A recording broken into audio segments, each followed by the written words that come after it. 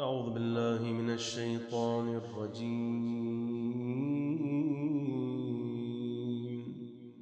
بسم الله الرحمن الرحيم. اللهم صل على محمد وآل محمد. اللهم إني أسألك برحمتك التي وسعت كل شيء وبقوتك التي قهرت بها كل شيء وخضع لها كل شيء وذل لها كل شيء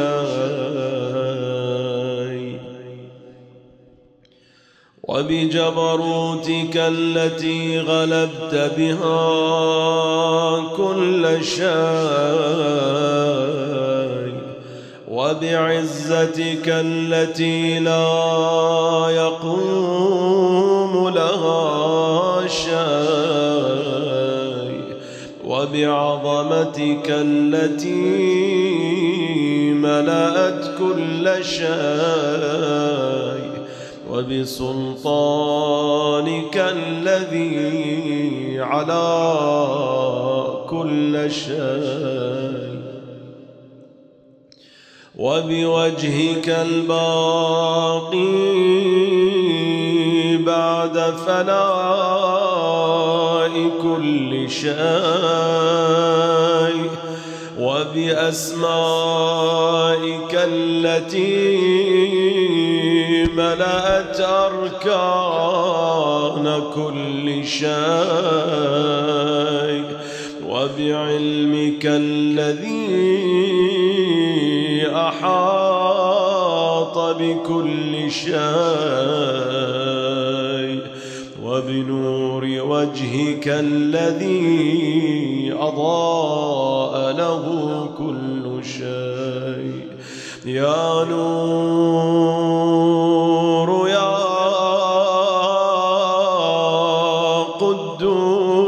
قدوس يا أول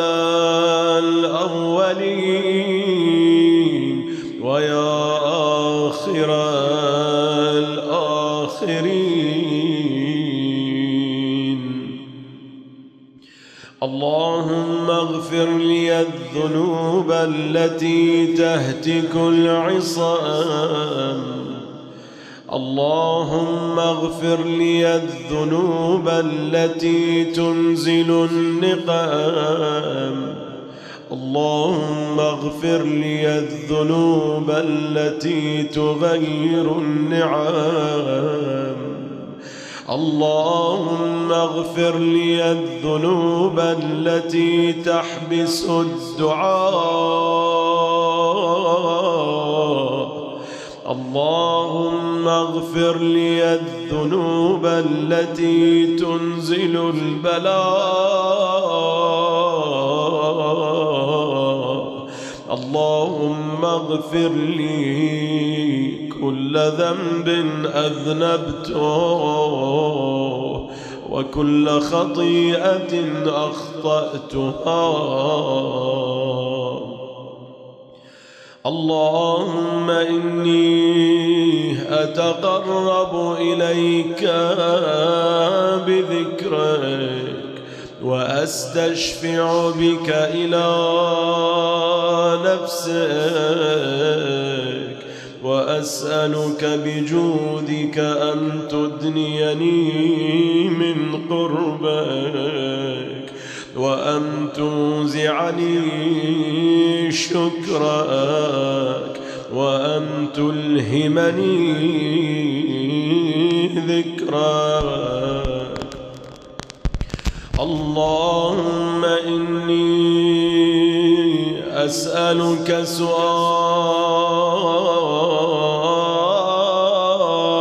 خاضع متذلل خاشع أن تسامحني وترحمني وتجعلني بقسمك راضيا قانعا، وفي جميع الأحوال متواضعا. اللهم وأسألك سؤال من اشتدت فاقته وأنزل بك عند الشدائد حاجته وعظم فيما عندك رغبته. اللهم عظم سلطانك وعلى مكانك وخفي مكرك وظهر أمرك وغلب قهرك وجرت قدرتك، ولا يمكن الفرار من حكومتك. اللهم لا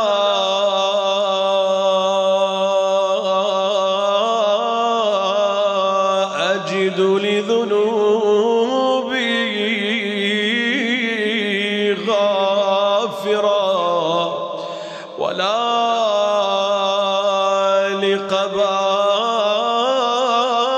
لقبائحي ساترا ولا لشيء من عمل القبيح بالحسن مبدلا غيرك. لا إله إلا أنت سبحانك وبحمدك ظلمت نفسي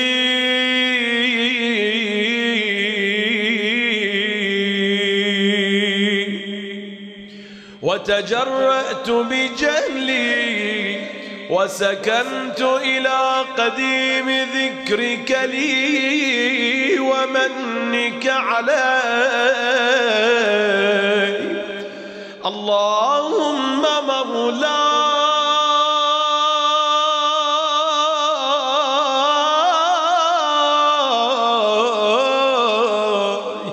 كم من قبيح سترته وكم من فادح من البلاء يقلته وكم من عثار وقيته وكم من مكروه دفعته وكم من ثناء جميل لست أهلا له نشرته. اللهم عظم بلائي وأفرط بي سوء حالي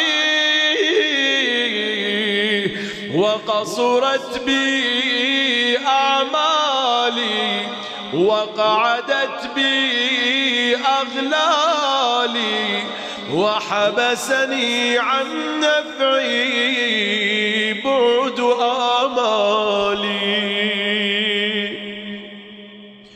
وخدعتني الدنيا بغرورها ونفسي بخيانتها ومطالي يا سيدي،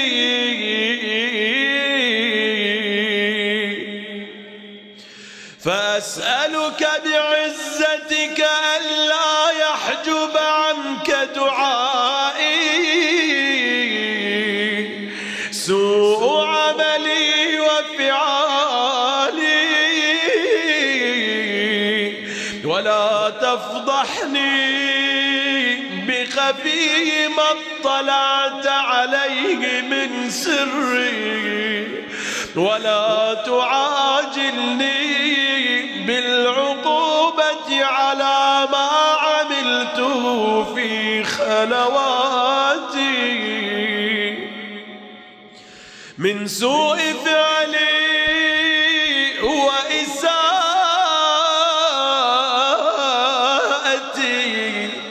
ودوام تفريطي وجهالتي وكثرة شهواتي وغفلتي، وكن اللهم بعزتك لي في الأحوال كلها رؤوفا، وعلي في جميع الأمور عطوفا. إلهي وربي من لي غيرك، أسأله كشف ضري والنظر في أمري. إلهي ومولاي أجريت علي حكما اتبعت فيه هوى نفسي، ولم أحترس فيه من تزيين عدوي، فغرني بما أهوى وأسعده على ذلك القضاء، فتجاوزت بما جرى علي من ذلك بعض حدودك، وخالفت بعض أوامرك،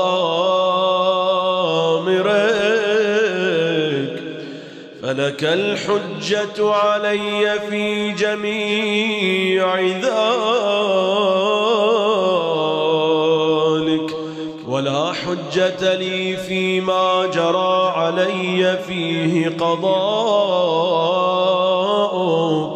وألزمني حكمك وبلاؤك. وقد أتيتك يا إلهي بعد تقصيري وإسرافي على نفسي، معتذرا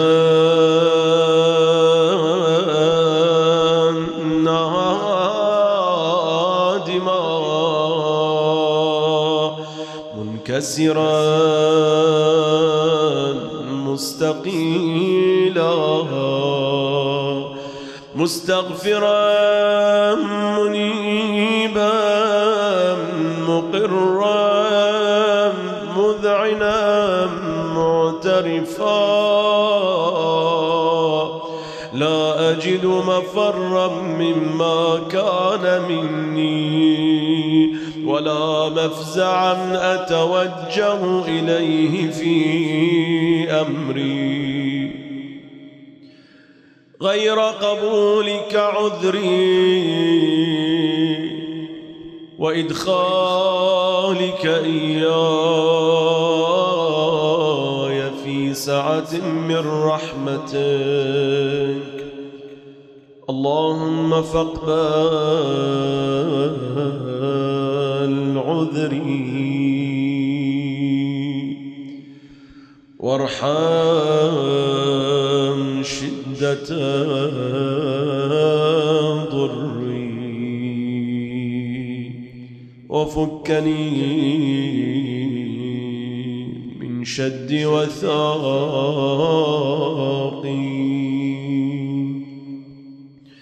يا رب ارحم ضعف بدني ورقة جلدي ودقة عظمي. يا من بدأ خلقي وذكري وتربيتي وبري وتغذيتي، هبني لابتداء كرمك وسالف برك بي. يا إلهي وسيدي وربي، أتراك معذبي بنارك بعد توحيدك وبعد ما انطوى عليه قلبي من معرفتك ولهج به لساني من ذكرك واعتقده ضميري من حبك، وبعد صدق اعترافي ودعائي خاضعا لربوبيتك. هيهات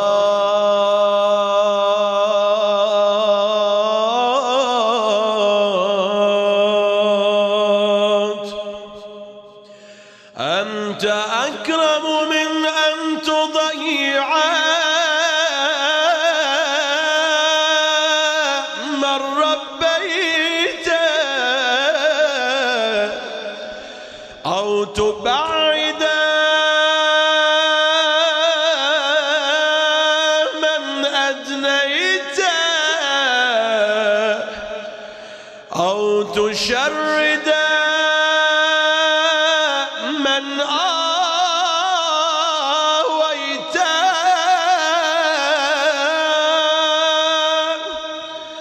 أو تسلم إلى البلاء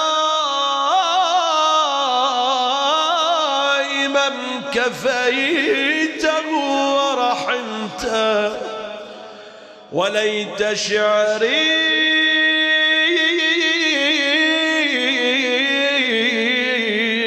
يا سيدي وإلهي ومولاي، أتسلط النار على وجوه خرت لعظمتك ساجدة وعلى ألسن نطقت بتوحيدك صادقة وبشكرك مادحة، وعلى قلوب اعترفت بإلهيتك محققة، وعلى ضمائر حوت من العلم بك حتى صارت خاشعة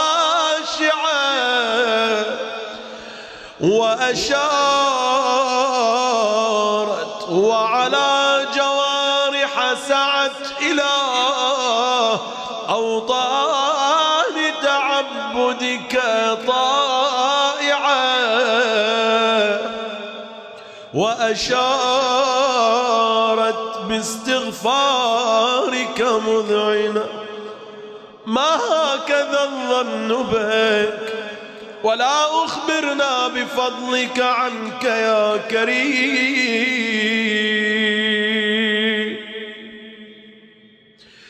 يا ربي وأنت تعلم ضعفي عن قليل من بلاء الدنيا وعقوباتها، وما يجري فيها من المكاره على أهلها، على أن ذلك بلاء ومكروه قليل مكثور يسير بقاؤه قصير مدته. فكيف احتمالي لبلاء الآخرة وجليل وقوع المكاره فيها، وهو بلاء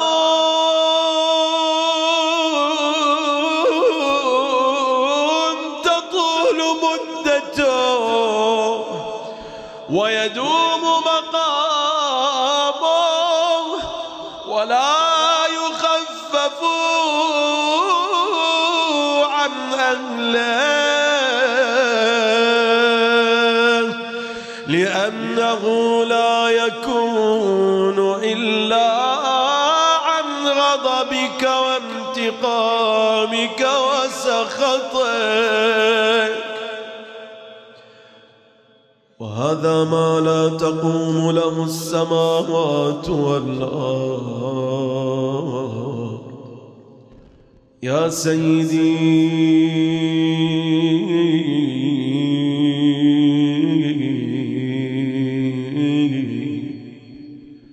فكيف بي وأنا عبدك الضعيف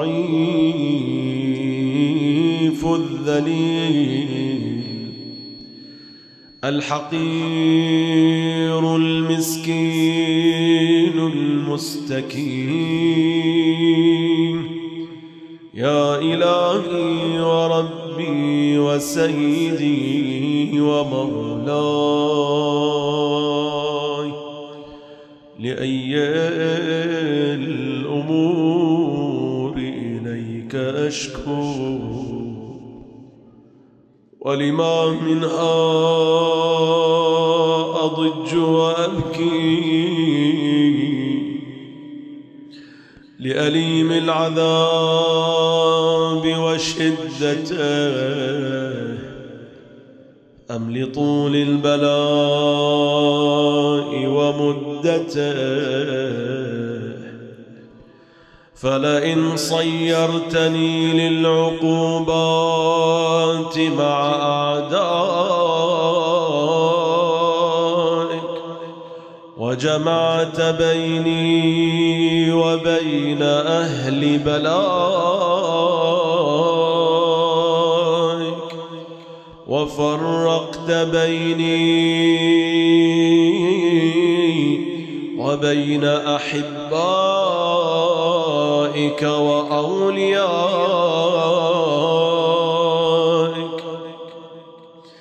فهبني يا إلهي وسيدي ومولاي وربي. صبرت على عذابك، فكيف أصبر على فراقك؟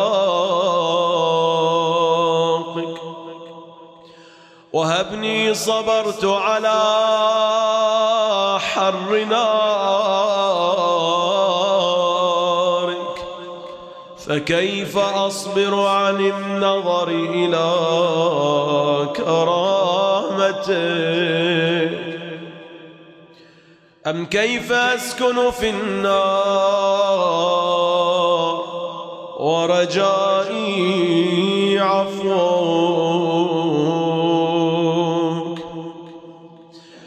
فبعزتك يا سيدي ومولاي أقسم صادقا لئن تركتني ناطقا لأضجن إليك بين أهلها ضجيج الآملين ولأصرخن إليك صراخ المستصرخين ولأبكين عليك بكاء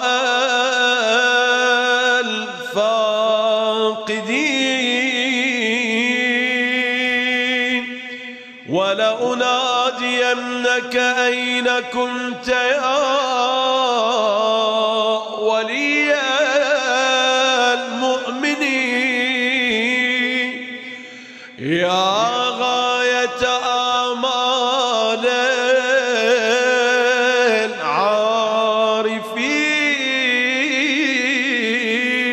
العارفين يا غياث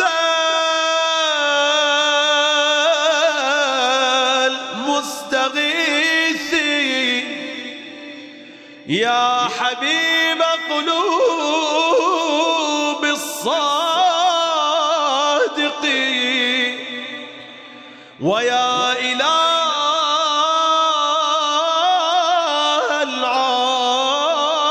العالمين أفتراك سبحانك يا إلهي وبحمدك تسمع فيها صوت عبد مسلم سجن فيها بمخالفته وذاق طعم عذابها بمعصيته وحبس بين أطباقها بجرمه وجريرته وهو يضج إليك ضجيج مؤمل لرحمتك ويناديك بلسان أهل توحيدك ويتوسل إليك بربوبيتك يا مولاي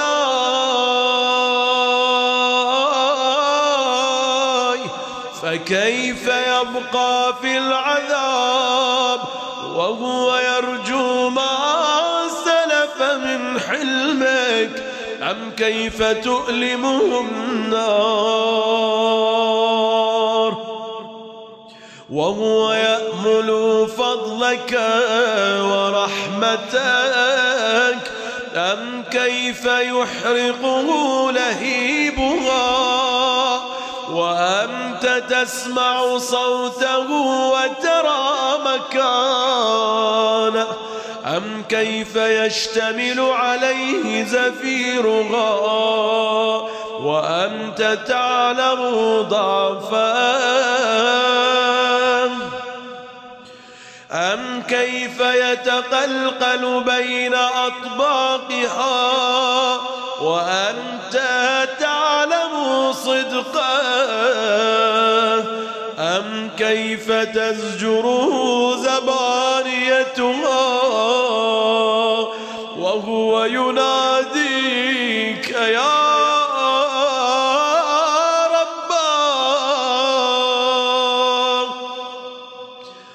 أم كيف يرجو فضلك في عتقه منها فتتركه فيها هيهات ما ذلك الظن بك ولا المعروف من فضلك ولا مشبه لما عاملت به الموحدين من برك وإحسانك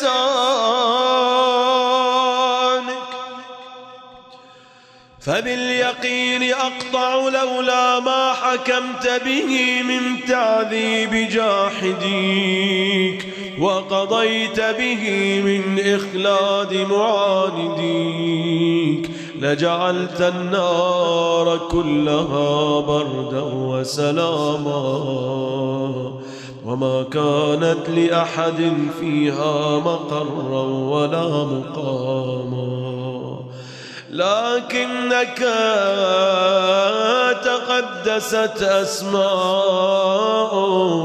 أقسمت أن تملأها من الكافرين من الجنة والناس أجمعين، وأن تخلد فيها المعاندين، وأن تجل ثناؤك قلت مبتدئا، وتطولت بالإنعام متكرما، أفمن كان مؤمنا كمن كان فاسقا لا يستوون.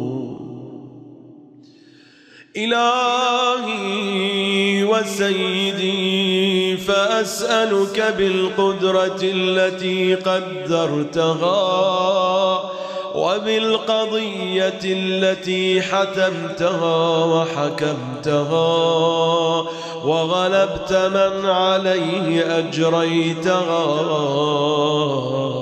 أن تهب لي في هذه الليلة وفي هذه الساعة كل جرم أجرمته وكل ذنب وكل قبيح أسررته وكل جهل عملته كتمته أو أعلمته أخفيته أو أظهرته، وكل سيئة أمرت بإثباتها الكرام الكاتبين الذين وكلتهم بحفظ ما يكون مني وجعلتهم شهودا علي مع جوارحي، وكنت أنت الرقيب علي من ورائهم والشاهد لما خفي عنهم، وبرحمتك أخفيته وبفضلك سترته، وأن توفر حظي من كل خير تنزله أو إحسان تفضله أو بر تنشره أو رزق تبسطه أو ذنب تغفره أو خطأ تستره يا ربي.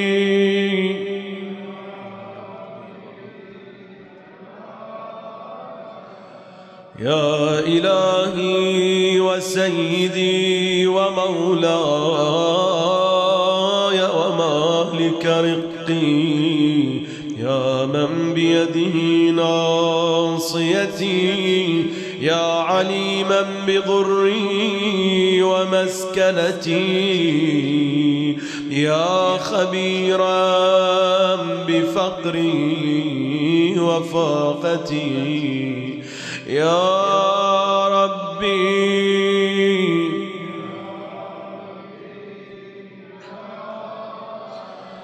أسألك بحقك وقدسك وأعظم صفاتك وأسمائك أن تجعل أوقاتي في الليل والنهار بذكرك معمورة وبخدمتك موصولة، وأعمالي عندك مقبولة، حتى تكون أعمالي وأورادي كلها وردا واحدا، وحالي في خدمتك سرمدا. يا سيدي يا من عليه معولي، يا من إليه شكوت أحوالي، يا ربي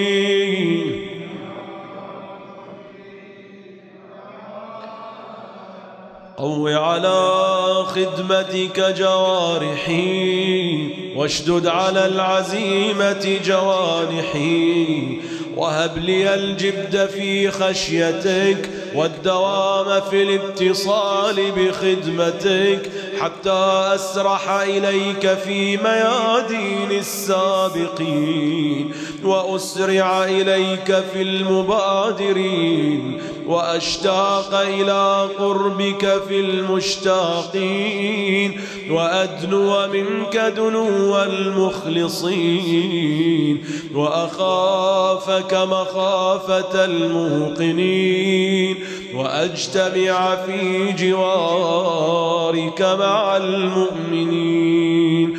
اللهم ومن أرادني بسوء فأرد، ومن كادني واجعل لي من أحسن عبيدك نصيبا عندك، وأقربهم منزلة منك، وأخصهم زلفة لديك، فإنه لا ينال ذلك إلا بفضلك، وجد لي بجودك، وعطف علي بمجدك، واحفظني برحمتك، واجعل لساني بذكرك لهجا،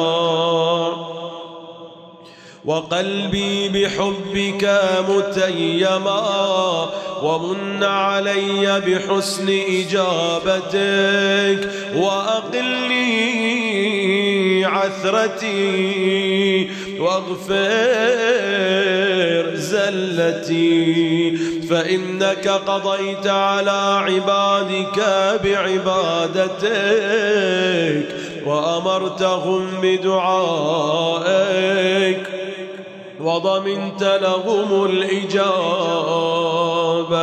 فإليك يا رب نصبت وجهي، وإليك يا رب مددت يدي، فبعزتك استجب لي دعائي، وبلغني مناي، ولا تقطع من فضلك رجائي، واكفني شر الجن والإنس من أعدائي، يا سريع اغفر لمن لا يملك إلا الدعاء، فإنك فعال لما تشاء، يا من اسمه دواء، وذكره شفاء، وطاعته غنى، ارحم من رأس ماله الرجاء، وسلاحه البكاء، يا سابغ يا دافع النقم، يا نور المستوحشين في الظلام، يا عالما لا يعلم، صل على محمد وآل محمد وافعل بما أنت أهله. وصلى الله على رسوله والأئمة الميامين من أهله وسلم تسليما كثيرا. اللهم تقبل منا، اشف مرضانا، فك أسرانا، رد غرباءنا، غير سوء حالنا بحسن حالك يا كريم. اللهم انتقم لنا ممن ظلمنا. ربنا أفرغ علينا صبرا وثبت أقدامنا وانصرنا على القوم الكافرين. احفظ وأيد وسدد حماة الدين، لا سيما شيخنا القائد، اجعله واجعلنا جميعا في درعك الحصينة التي تجعل فيها من تريد. إلى أرواح العلماء والشهداء والمؤمنين والمؤمنات. الفاتحة مع الصلوات.